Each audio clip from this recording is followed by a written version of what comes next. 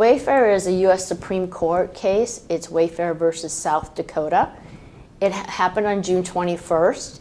In that court ruling, the U.S. Supreme Court determined that the old standard, which was under U.S. Supreme Court Quill in 1992, which said you had to have physical presence in the state to have to collect sales tax from your customer, they overturned that and said that was an unfair ruling. And so they changed it so now that if you have a certain level of economic benefit from sales activities in the state, either by a volume of sales or by a number of transactions, you'll now have a collection and reporting requirement. This is going to impact, a majority of it is going to impact online e-commerce companies that sell software as a service and digital products. It's going to impact foreign companies. Those are the three big people that it's really going to impact. It has changed the way they're doing business, and it's continued to do so as every day different states come out with their new threshold for economic nexus. So it's rolling out. Even the states that don't have a sales tax are trying to climb on board to see if they can get part of this revenue sharing that's coming in, and the estimates are the states are going to benefit between $8 and $33 billion. There's 5 states who do not collect sales tax. Those states have approached Congress to see if they could get this stopped.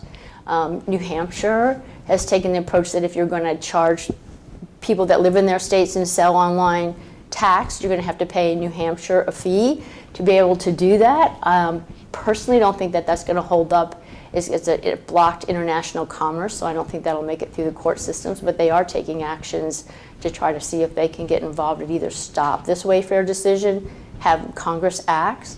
Congress has the right to act, but they haven't done anything since '92 to change this, and there's been lots of presentations in front of them.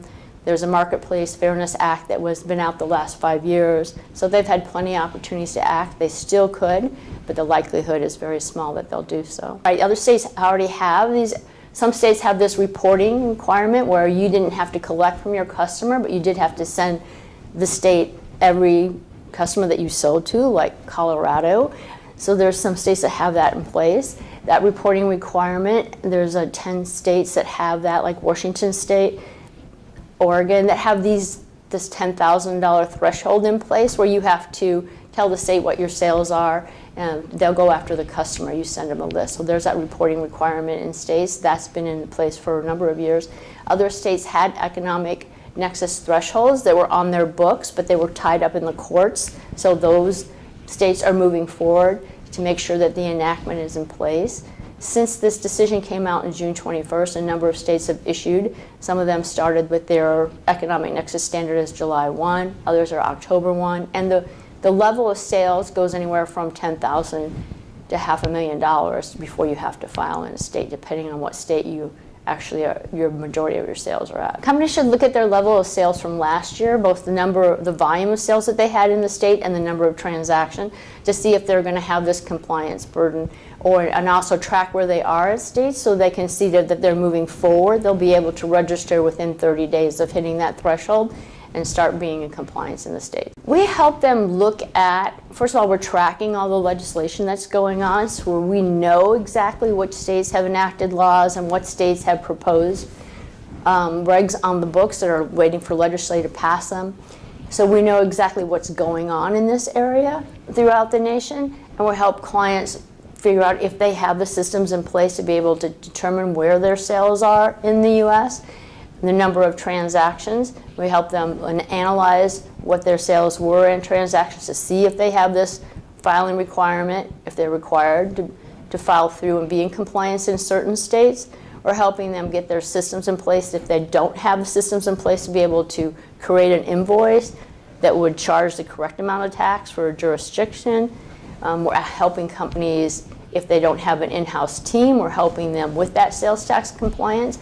So we've been hands-on, just analyzing where they are right now, where we think they're going to be tomorrow, where this compliance burden is going to be at for them, and then helping them get their hands around it so they can be in compliance going forward. I think it would be an expensive proposition if your systems aren't in place. If you don't have the systems to track your sales, then it would be a little bit of more of expensive because you've actually got to hire someone to come in and help either change your software program that you have, maybe add a little to your code so you can get that number, or maybe buy a new software program. So that would be a little more expensive to get your systems up to speed. The actual determining if you're in compliance or not, or where your sales level is going to be, that's not necessarily very expensive. So as an international company selling into the U.S., the treaties that come into play for federal income tax are not valid in the states. They have to specifically say in the treaty that it applies to state income tax, and it never passes a level of threshold where it would apply to something like sales tax. So this companies that are foreign that sell in the U.S. that are protected because they didn't have a physical presence here under the treaties are not protected under Wayfair. So and if they have sales in the states and they meet that level of threshold, they will have a filing requirement. Amazon sellers, it impacts them if you're selling to Amazon and they're selling your product through their platform, they're already collecting tax for you. If you're selling on Amazon and keeping your inventory in their warehouse as a third-party person, then they are not collecting tax for you in anything other than the states that have the 10,000 filing threshold. So for you, you're going to have to look at sales to see if you actually are in compliance. And one of the things that we think may happen and has been introduced in California is the states may require Amazon to collect for anybody that uses their platform for sales. So that might be something that we'll see. We're listening to see if that comes out, if that's announced, if Amazon speaks up and announces that's the service they're going to provide.